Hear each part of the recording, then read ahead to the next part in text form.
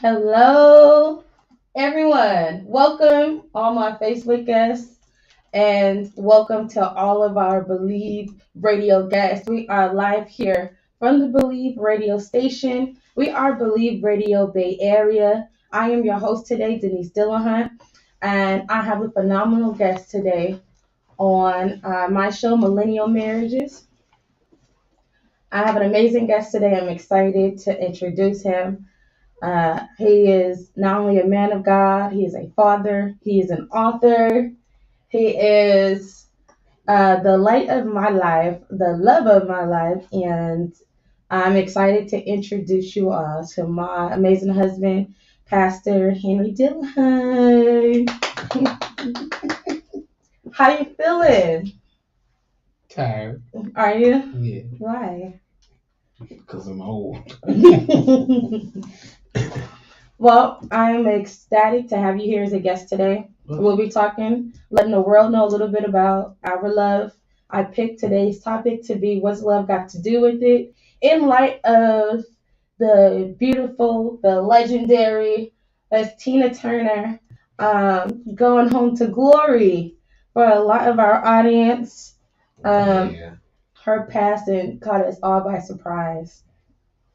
But a lot of people really, a lot of women, men too, gravitated to her, not just so much because of her musical prowess, not because of her catalog, but because of her tenacity and because of her persistence in and out of love. She bore herself to the world and really showed us life on the other side, life of abuse, life of drug addiction, life, what it would look like to people chasing fame. So Miss Tina Turner, her legacy definitely lives on. But today we're going to talk a little bit about what's love got to do with it. If you all could hear me, go ahead and leave a comment in the chat. I got my Facebook live going. You all chime in, leave us some comments, and we have our guest here on Believe Radio. You all tap in, leave comments, like, share, let this message get out. So, what does love have to do with it? Pastor Henry, when you hear that, what does it make you think of? Uh, well, of course, first I guess the song, and then if you're talking about in relationships, since we're talking about relationships, first your relationship with God. I think that's probably key. If you loving God, loving yourself, and you love something more than yourself, you generally have a greater perspective on it. So we should love God really more than we love ourselves, but then also loving ourselves. And then in the order of family, then your spouse, and then your children. So, and love is we always teach love as an action word. So not to get too deep, but if you look Oh at no, love get as deep. We could take a deep dive. Let's swing it a little bit. Go into the deep end. no, that I mean, it's not simple, but it is complex. Love is complex. It's an action word It is. that, oftentimes human beings, especially church folks, get that word confused with lust, and that's the kutos love that most people look for. That's the analogy of that in Roman Greek history is that there's an angel, little tiny imp angel that has arrows. We call him Cupid, and he goes around and he'll shoot somebody in the backside, and they'll fall in love based upon looks, based upon 36, 24, 36. For the man, he's 6 foot this, and he's got the 8 pack and all the 6 pack or whatever, and that's Kutos love. That love is fading, especially in the natural, so it doesn't last. And God never intended for us to make that our focus of love. And most 9 times out of 10, that's what people do. They focus on looks, things that'll fade. Yeah. But because, as you say, it is a type of love, one can get confused with saying, I am in love because I love the way you look. Yes. I love the way you talk to me. Those are important. Mm-hmm. Oh, let me say that is an Mm-hmm. important But part. what I guess then we need to distinguish a love that'll last a lifetime versus a lustful type of love. Or a renewable love.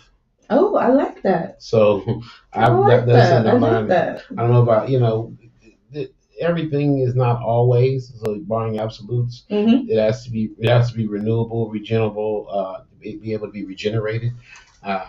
And I think you learn that from parental love. It starts there. Mm-hmm. If one thing I've made up in my mind, I was talking to someone the other day about what if their child came out, to be homosexual or Mm-hmm. a failure when they left home?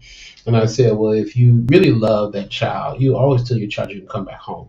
Yeah. That's parental love, Uh-huh. where you may mess up, you will mess up. You may not make it, whatever condition in, come back home. That's a parental love. I can never stop loving you. Mm-hmm. Because we gave life to you. You belong to us, and that has to be shown in relationships, especially like with little girls. You talk about that all the time. Mm-hmm. So when a dad doesn't show his daughter how she should be loved and how that love can be renewable. So for instance, like with me and Halo, Mm-hmm. I have to make it a habit, even though when I correct her to go, I love you, Mm-hmm. but you were wrong, so let's not do that. I have to still be the parent, Yeah. but I have to show her renewable love and that I still love you in spite of. Right. When children don't receive that, they grow up and they don't know how to renew their love. They heard they were loved, Mm-hmm. but they never felt a true, renewable, what you would say, an everlasting love. Mm-hmm. So hold on one second before we hop. You're just so chock full of information. We went from talking about a philos love to eros love, and then to the familial love. So we're gonna take a pause here because you have some amazing nuggets. So what I would like to say, uh, just piggybacking off of the very last statement about your love for our daughter, we find today what a lot of people don't recognize is the love that you receive in your childhood will always be a direct reflection of who you will love and how you will love into your adulthood. And we find many people did not receive proper love well into their childhood. And as they grew older, they never took the time to heal or receive or find proper love. Now, if we go back to your very first statement, the very first statement was that if we're even going to talk about love, we got to talk about God. Yeah, I mean, Hold on. We got to talk about God, right? So a lot of people still have to heal from those childhood wounds, all right? And when you talk about love, you definitely have to talk about God because God is love. And God is who brings the healing and allows you to love from a perfect place, allows our parents to love us in a perfect place. So back to your love for our daughter, and just expound a little bit more about how those childhood wounds show up in present day relationships, from engagements to marriages to even having a cycle of relationship that just don't go anywhere. Do you find a correlation between uh, what happened in their childhood to where they end up in love or out of love into adulthood? Barring absolutes, yes. You chose Tina Turner, and so Yeah. I talked about our daughter for a reason, because I correlate what happened with Tina and being left with her grandmother and Okay. not having a father figure. Oh, And okay. that dynamic, when you don't put those things in a child, they grow up looking for the different type of loves and the wrong type, especially in marriage, because marriage was, in God's eyes, was never meant to be broken up. And so when I look at my daughter, I try and even take my experience as a child, because I didn't see marriage a godly type of example love necessarily in my parents' marriage. I actually saw it in my grandparents' marriage. And so, yeah, those examples. Oh my God. like your grandparents, Yeah, this those how many years? What examples. is it? Well over 50, maybe 51. Yeah, 51 years. Yeah. They are a perfect example that, you know, I look at Tina Turner and I imagine how she got together with Ike. If you watch the beginning of the movie, she wanted to be with her mom. And, you know, she felt like she was left. And she was looking for love in all the wrong places. Yes. And wind up falling in love. Yeah. What she thought was love, because again, she was looking at that Q-Toss love, because he was a bad Negro. You know, he had the guitar, he was smooth, he had the conch in the hair. You know, he was singing, he was playing the guitar. He had it. He was smooth. Oh yeah. So Tina was like, "Oh, that's what I want right there." You know, that's hot tamale. You know, I like it and I want it. I want it. You know, everybody wanted Ike. Ike was, you know, and her sister was like, "Girl, you better leave him alone. You know, that's the big bad wolf." Yeah. But when you know, you don't, again, and you don't have that example to go, that's not love. Right. Love is patient. Love is kind. Love is long. Description of love. Love is long suffering. It bears all things. And so, you know, if I know with our daughter, she looks at me and she says, "Daddy, I love you." So I try and make it a habit to always say, "I love you" back. Yeah. And with some type of physicality, you know, where I pat her, she rubs. Our kids got that rubbing thing. Yes. And so they go very affectionate. Very affectionate. And I want them to know that love comes with that affection, with that caring. Or she comes to me and says, "Daddy, I'm hurting." I go, "You want me to kiss it?" Yeah. You know, that's, you know, kiss her hurts and her pains. And so I try and mimic the perfect example of love. And it may not have been from my parents, but like I said, I saw it from my grandparents. Yeah. And I saw it in my godparents, and I saw it in other pastors and people that helped raise me. Yeah. I think when our generation grows up, we have a failure of abuse. We have a failure of, like with my mom, God rest her soul. I would say "I love you" to my mom, and she never said it back. So that made me cold. Yeah. I was indifferent, like, and I'm still that way now. Like, if I tell somebody I love them, I really mean it. If you don't say it back, I'll shut down. I'm like, I'm not going to ever say it again. That came from not receiving. Let me pause right there. Going back, you know, to those childhood wounds.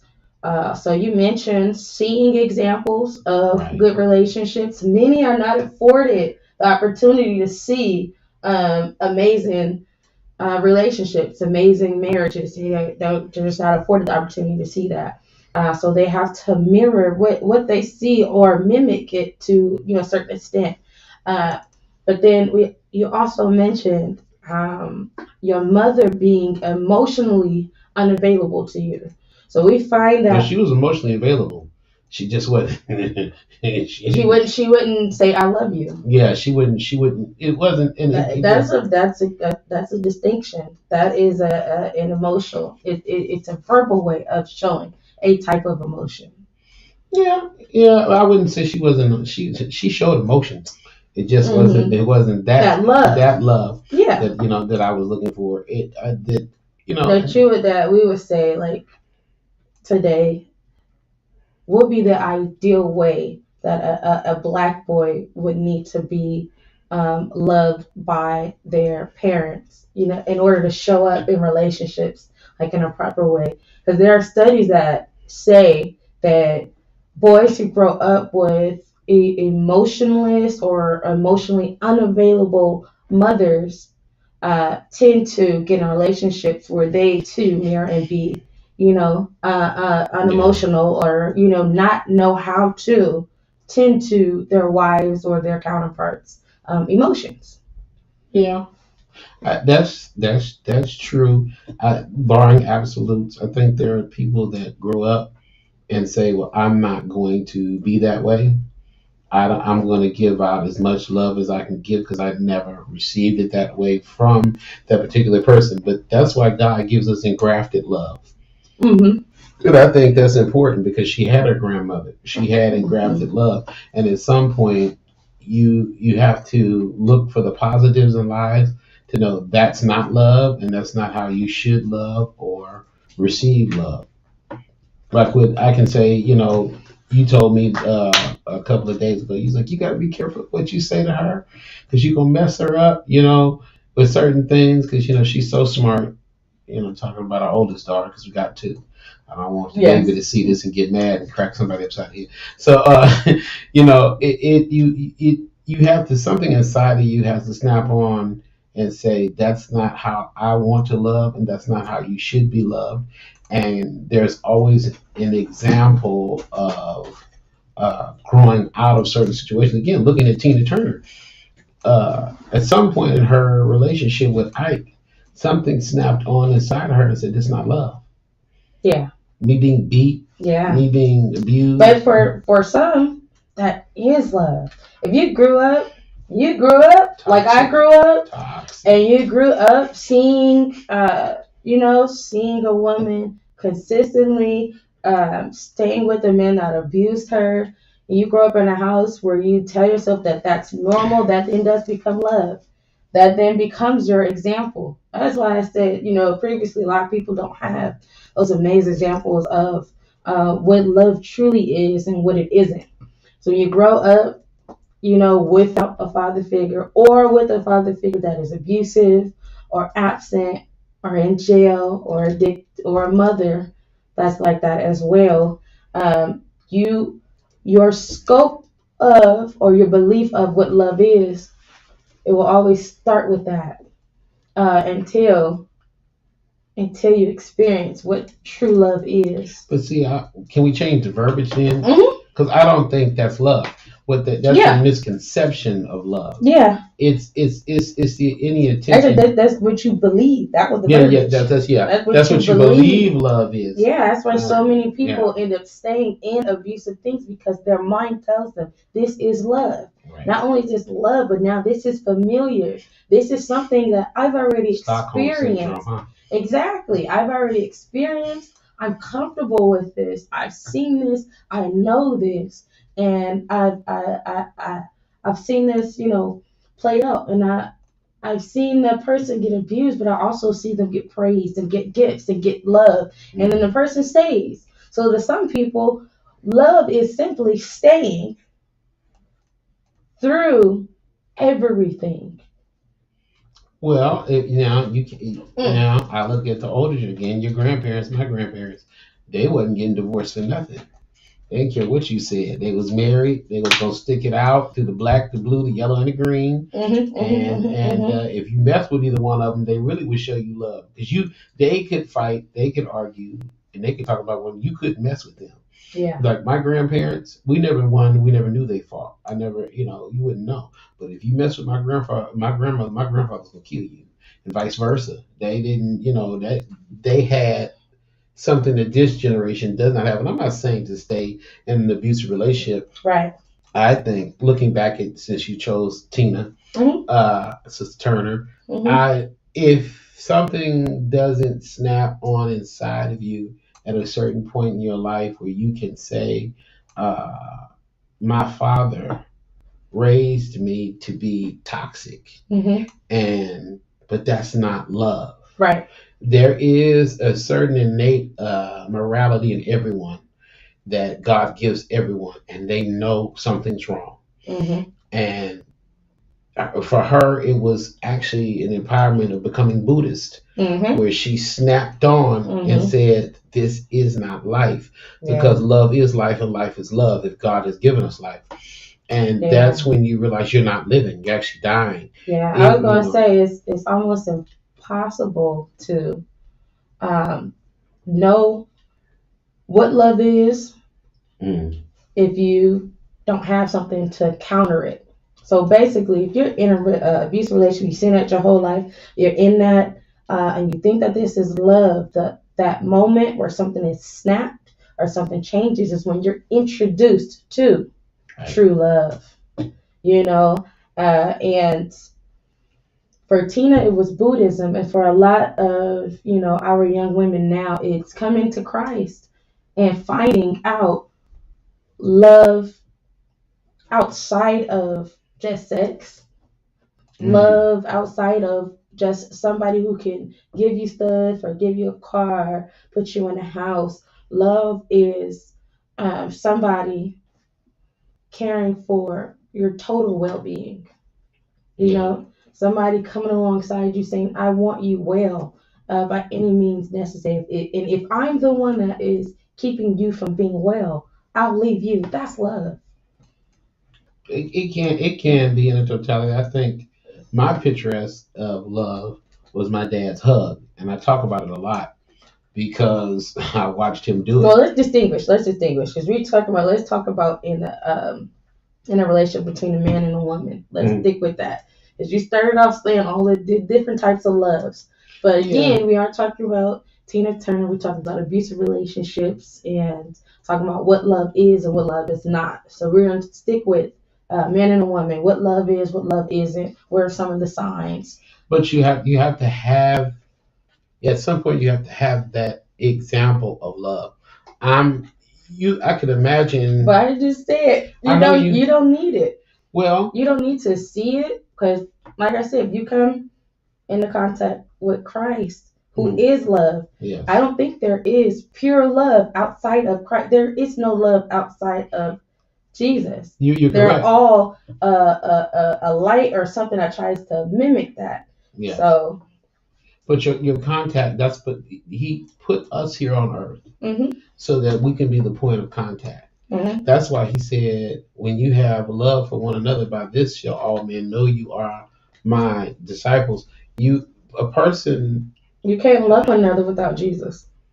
that's true. You I'm not. cannot. I'm That's not. why I'm you not. be one of his I'm disciples. not putting Jesus out of the scenario. What I'm saying is, you have to have a point of contact hmm where, again, I'm going back to.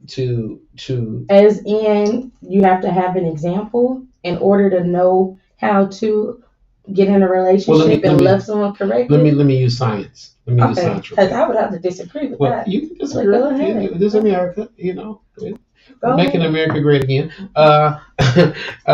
And so you can, if you look at a Mowgli, if you look at a Mowgli child or the Mhm, monkey children that are in India that were raised outside of human contact, mhm, they don't know how to behave like a human. mhm, They behave like the animal that they were raised. Now they have some innate instinct that I don't look like the monkey. I don't look like the wolf. I don't look like, Baloo. I don't look like, the jaguar. I, mhm, I know I look different, but I behave like what I was raised. And so it isn't until they have a change mhm, and a contact with humans that mhm. they can start acting like a human. In the love situation, Because you animals love. they have a type of love. They also have They that have love. a type of They love. had a love where they'll push you out of the nest. They got a hmm love where they'll feed you to the It's a lambs and just love, and slowly they get didn't around. need That to ain't that have ain't that ain't really love. it's That's love. survival. That's survival. But you want to know why I believe all living things hmm have love and know how to love? hmm It's because God made them and God breathed I life love in every living I love thing. your sentiments, Heaven. And yes, they have an innate Mm, instinct. come on, let's bring it back in. So what I'm Back saying, to again, but Pastor Dillihant. Dillihant. why won't you let me? Dillihant, because I want. You need to be loved on. Okay, so we're coming down. We're getting short on time. Give the Okay. people some advice on love again between a man and a woman. Maybe somebody who's in a marriage right now and saying, "I don't feel loved. I am not loved in my relationship." Um, and then those people questioning if I even got with the right person. And then for the ones that are still searching for love, what are some tips, some advice, some strategies you could give It's to the loaded. people? It is. Well, It is let me loaded. say this, and that's what I'm saying. Okay, even with you. So when I seen that you hadn't forgiven yourself, hmm when I seen that you really weren't loving on yourself, it was something because I work in deliverance ministry. hmm That's my thing. We're holiness deliverance people. So I seen you hadn't been whole. I seen you were broken at a point. I was like, did you forgive yourself? Yeah. Remember that? I said, 'cause I said God already forgave you, but did you? You looked at me like you was like, no, nobody ever said I was supposed to. No, you are supposed to forgive yourself. And part of that forgiving of yourself and finding true love my father, I got it from my father, so I have to Mhm. give him credit. Mhm. And the credit is this: that hug Mhm. where it's free. I don't want anything from you. I Mhm. want the best, and I want you to feel what it's like, pure, Yeah. authentic. This hug is what you should have been getting your whole life. Mhm. This is what should have came from your father, your mother. You should have felt this peace, and because it was done to me, not just by my father, but my big mama and pastors. That's what people in marriage need now. They need to feel what it's like to have pure, unadulterated love, Mhm. and that takes. But that can come in many forms, not just a hug. But wait, hold on. The hug But is I'm not. asking, are you? Because I'm telling you, give tips to people, and I am. you telling But the so let me people say they this. need to get hugs. No, I'm telling what Get they. hugged first, so you can love first. No, what I'm telling you is you need to have an experience, Yeah, and I that like that. I like that that. experience, whether it's a hug, Yes. whether it's having somebody lay hands on you or whatever it is, either you Yeah. crying in a pillow. Yeah. I could go on and on. Whether it's you You grounding gotta and have sticking your feet in the a dirt. love revolution. Yes, where your Yeah. mind is open to it. So Yeah. in Buddhism and Taoism, they teach about chakras. You have to have that thing open because there's a blockage. There's a blockage somewhere. And so Yeah. in our spiritual love, and we talk about God being love, that is where we are the people of God. You have to tap into that love through revelation. And most of the times people have not had a physical revelation of love. Jesus said, "You can't witness to nobody if they're hungry. They can't hear you over the growling of their stomach. You got to feed that person first. It's physical, first physical, then spiritual. You know, Yeah. you have to reach people where they are. 9 times out of 10, if a person is in a marriage where they're being abused and beaten, uh, that person is going to suffer from some type of physical disability of not being loved." Because they have that blockage there. If somebody's being cussed out and they never get affirmed, you like affirmations. That's one of your big things. You like being affirmed and having affirmations. And so somebody 9 times out of 10, if somebody speaks that to you, and you that because that's what your blockage is. Let's just say it's negative affirmations that is spoken to you. Someone then comes along and speaks into your life love. They, TD Jakes, they put that on. I am. You are somebody. Yeah. You are beautiful. You are da-da-da. And they start speaking it into you. It opens that blockage of love. If it's physical and you've never been touched by love where nobody didn't want anything, but they were just showing you that type of big mama love, I'll call it. It opens the gate like, oh, this is what that feels like. Then you tap in, and guess what? It came from God. It did come from God. But God will send someone into your life to open up that gate of love. I don't care what anybody says. That's why He puts us on earth. Yeah. To reenact His love towards us. Okay, He says, if you love your wife, lay down your life for her. Mm-hmm. That's a physical act. Mm-hmm. If you love your wife, you laying down your life should bring about a physical point of knowing safety. Like when a woman feels secure, then she knows she's loved. If a man feels respected, then he knows he's loved. Now pause there. Say that. Run that back one more time. You speed talking. Let's slow it No, down. I'm not. Let's slow it down for the people. So again, I'm gonna say again. So when a woman knows she's loved is if you speak that to her and she feels loved, right? And so for men, it's respect. Yeah. And for women, you all want to have that affirmation. If a man feels disrespected, that's his windpipe cut off. If a woman isn't shown love, that's her windpipe cut off. Yeah. And just for the record, there's 5 different love languages. So all women don't need affirmations. I am an affirmation type of woman. That's why my husband want to harp on that, but that isn't just a woman thing. There are some men too who prefer affirmations, but we have gifts, people who feel love when they are given gifts. There are people who feel love when they are told beautiful things. What's the rest of them? There are people who feel love when their partner spends time. Yeah. Quality time. But the key word is feel. The key word, that's the physical. Yeah. It's the feeling of it. Yeah. And if you people don't feel. You didn't let me get through the rest of it. Okay. That was what, 4 of them? Yeah. What's the other one? I don't know. I forgot I ain't read that book in years. Of course not. No, I don't need that book. Uh, God is love. I'm just I got the book. I'm not expanding on what you were saying. Yeah. And it's actually biblical as well that men need to be respected and women need to feel loved. That's why the Bible commands men to love and it commands the women to respect. Go ahead. Yeah, and again, those God will send somebody along in the form, I'll say, of a love evangelist Mm-hmm. to bring that out and in people. He doesn't leave us. He wouldn't have us to be hopeless. Yes. We're supposed to go into the Yeah. world. So I imagined for me that it was several people, from my godmothers to your grandmother, Yeah. your grandfather, or even my sisters, who said, for me, because I was alone for a long time. Glory be to God. Mm-hmm. When I met you, I could wear white. And so I was alone. I knew how to love me. Do you want to tell the people want to know what that means?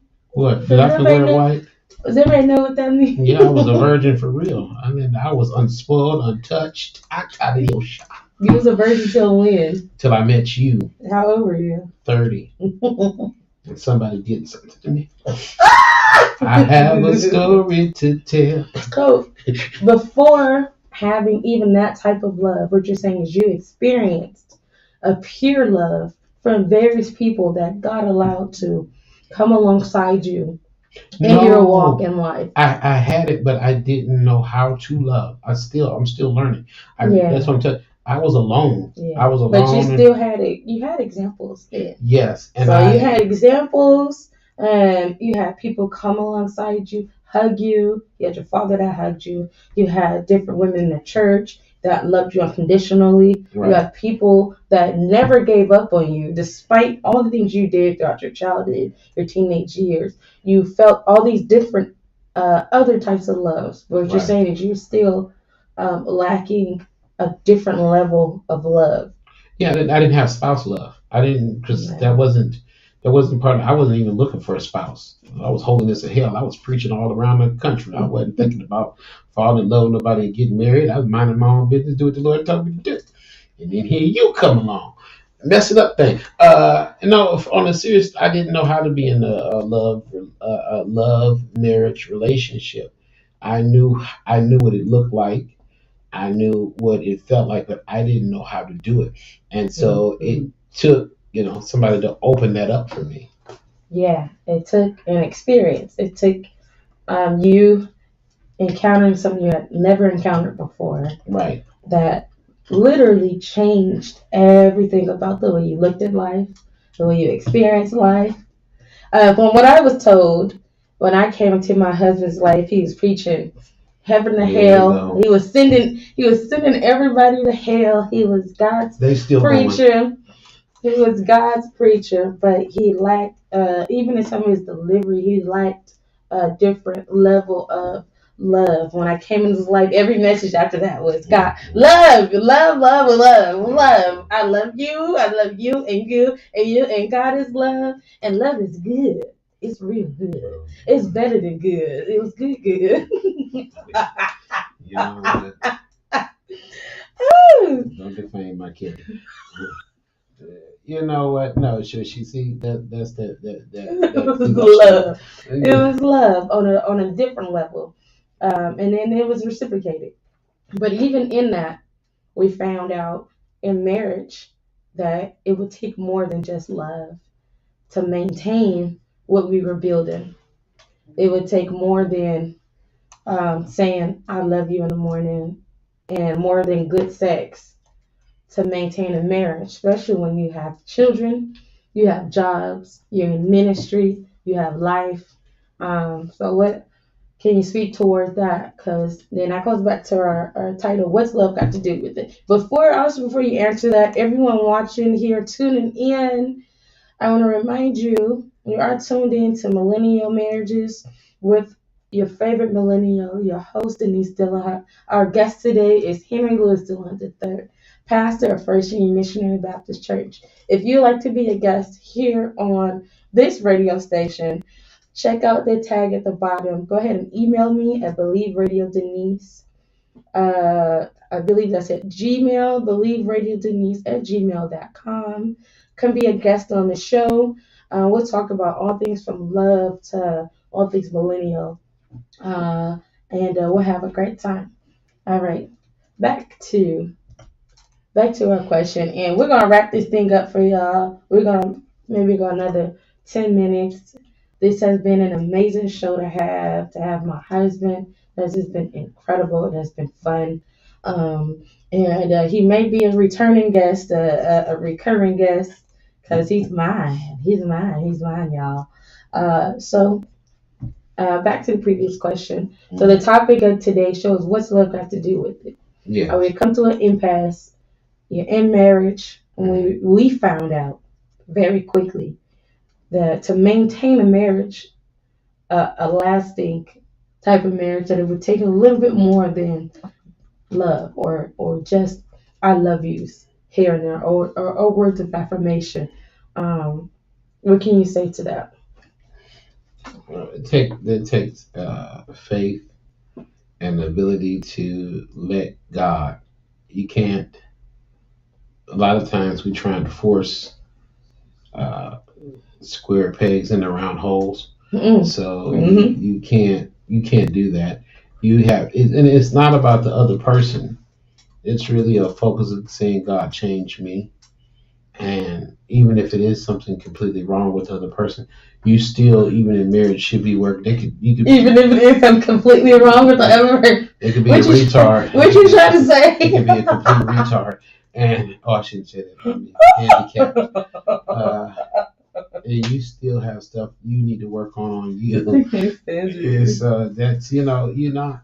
We focus in life on other people, and we stop working on ourselves. And one of the things I hated when your stepfather made me sick when he said it. I hated that doggone turn. I hate it. Everybody brings baggage into marriage. I said, I want to say, shut up. I know. No, what you ended up saying was, okay. No, let me say it, Curtis. Let me say it. I'm going to tell people what I said. I said, yeah, they did. I said, that's true. We do. I said, and if I did bring baggage, I brought Louis Vuitton baggage, and she brought me some 99-cent store bags, and I wanna, yeah. See, yeah. All that means is your mess was prettier than mine, but it was still ugly. I don't think so. Louis Vuitton steps out on that red carpet, baby. Let me tell you, I upgraded. But Louis Vuitton is made by agents for $3 for whatever it is, and they but that's not real love. No, that is the real thing. That's Louis Vuitton. That's Nutbush City living. That ain't real. No, we're not talking about love. We talking about your mess. You came in with just as much mess as I did. No, I disagree. I think we were equally messy. No. Yes. I was running revivals, knocking people out over chairs. That just meant you was religious in a mess. Ain't nothing wrong with being religious. In a mess. Yeah, I'm a mess for God. Exactly. And I got a message from my mess. Now, you see. You're right. And the message is this. You cannot hyper focus in on other people. That's what gets people messed up. You have to continue to know you're a work in progress and work in on you. And like I said, even if the other person has issues or is issue, you have the issue of working on you so that your prayers don't become witchcraft. Your faith doesn't become doubt. Because then you say, God, everything becomes hindered. Yeah, you say, Lord, work on me, change me. And sooner or later, God does start changing the situation. I'm a living witness. God will put you in a position that if you shut up, sit back, show up and shut up, God will show you something. Come on, sit back, shut up and show up. And God will show you something. Watch God work. And that's the truth. And that's that's nothing from my father. I stole it from my dad. But that works in marriage. Thanks, Pops. And that's, we're not, I tell people, I said, me and you are not perfect. But one thing I vowed to do was, and I made a vow to God. And that's my key. I don't know about other people. I take my vows to God serious. So I made a vow to God to love you. I made a vow. I made your grandfather a promise, Yeah. and he's the man of God. Not just because he's the man of God. So there's a difference. Some people don't revere that. I Yeah. revere that in him, being the man of God. I made him a promise. And he's like, son, don't bring her back home. And so he said, you can, but you gonna come with her, and then y'all gonna leave Yeah. together. Yeah. And so that's how Papa, that's how he does. And But that was just for clarification. That's because I was living with my grandparents and he at takes the her as a time daughter. that Yeah, he said, my husband had came into my life. yeah. Mm-hmm. And he sees her as his daughter, so he calls me son. And that when you're in a relationship, let's just get it raw real quick for 2 minutes. Yeah. If you're in a relationship and you're consistently fighting and you're not working on individually each other, you're going to keep fighting because you're trying to find fault in the other person. And that's what I learned I was doing wrong in our 10 years of marriage. No matter what was going on, I didn't stop and take time to say, work on you, close your. It wasn't until I got this book talked about the deadliness of the tongue, and it wasn't about my wife, it wasn't about you, it was about me. And the book hyper focused on me, and so still working on me, and that's where things started to change, and I started working on me. And that's what you have Yeah. to do in a Yeah. relationship. You Yeah. never stop working on the individual. Some Once people, I'm working on you. I mean, that's in 10 years. That is the greatest lesson that I learned as well. And I included that in my book, Young Wife Survival Guide. It really is um, prayers that I use in times of just straight warfare in our marriage, where things were hitting the fan, where we were asking those questions. Did we really marry the right one? Is this one supposed to be with? Or we're sleeping on separate couches. We're going house to house. We went through the throes. So when I wrote that book, I wrote it after the revelation that I was the one that needed to change. And that if all of my prayers were saying, God, you need to do it, you need to fix him, you need to change him, God wasn't going to hear that. That's what a pastor means by a witchcraft prayer. Yeah. When all your prayers are focused on changing the nature, changing the other person, God is not going to take heed for that, because he's looking down and saying, you are a part of the problem. You're a part of what is happening because you're trying to fix it yourself. So even if you believe in your marriage, you're like, oh, well, I'm the one that does everything, and they're the one that's always messing up. All right, if that's your personal belief, you already messed up. That's your personal belief. Let me tell you where you're wrong. You're wrong in the sense that you have a mindset where you fix everything and you're the perfect one. And if you're the one in charge of a relationship, it will always fail. If you don't give yourself over to God, you don't give your marriage over to God. If you run everything in your life, you're going to watch yourself go in circles. And burn out. Burn out, fizzle, die.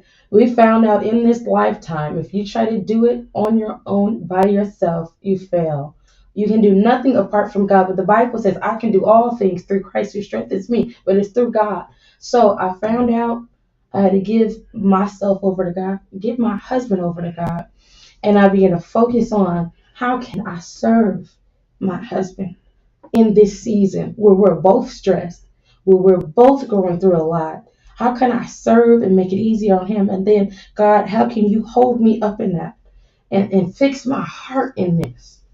I often tell a lot of the wives now, again, what's love got to do with, you're going to find out that your spouse is going to hurt your feelings. Feelings are made to be felt and let go of. I think women are better at hurting men's feelings. Y'all boys. Oh yeah, women. We know how to. We know, and that. Oh God, women can be very vindictive and know just what to say at the right time. Which is why the Bible also says that it's better for a husband to sleep on the roof of a house than with the nagging wife. Because women, we use our emotions, our rage. Somebody says there's nothing like a scorned woman. Yeah. There's no wrath like from a scorned woman, because women throw mama from the train. Man, women know how to hurt you, though. Women know how to get down to the heart, and they'll talk about all the childhood issues. Women will go there, and if your prayers are focused around that and not about yourself, you'll find that it will fail. You give yourself over to God so that what you speak does not become a curse, but rather a blessing. Because you're cursing yourself. You are. That's the thing. And a lot of people don't know that. If I speak something against you, I'm cursing myself. Why? Because we're vice one. versa. Yeah. We're one. You become one when you join in marriage. Really, when you join in having sex, but Yeah. in marriage, you sign them papers here in America. When you guys become one, everything that you do is a direct reflection of this person.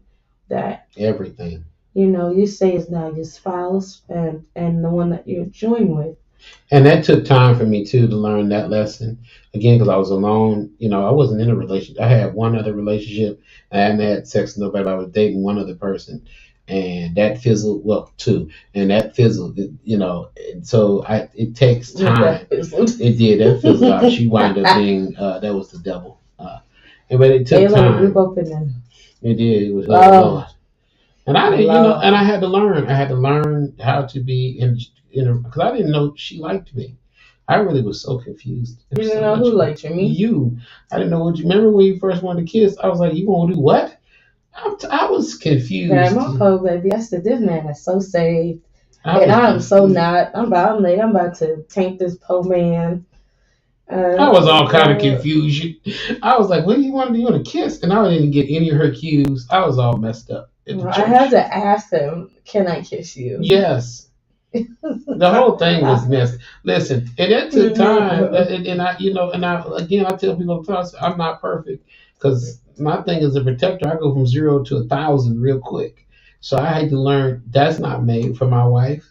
I had to learn that, I have to love her continuously. I had things I had to learn that I build a protective layer. My protective layer is not supposed to be used against her. I'm not supposed to use my office as a prophet against her. Several things the Lord taught me those things.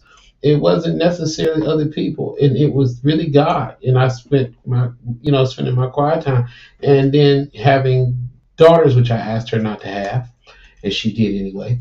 You put them inside of me. I actually not to have no daughters. I said I want boys. Quite literally put them inside of me. No, I did not. I was raped. Anyway, what happened was having girls softened me. It really did, and I was like, oh my goodness, because I'm only brother to 3 sisters. So then I started saying, oh, that's my wife. My daughter's, that's my wife, and I have to change me in order that I can love her. And that's not to say she was always doing anything negative because we don't bar absolutes. I don't like absolutes.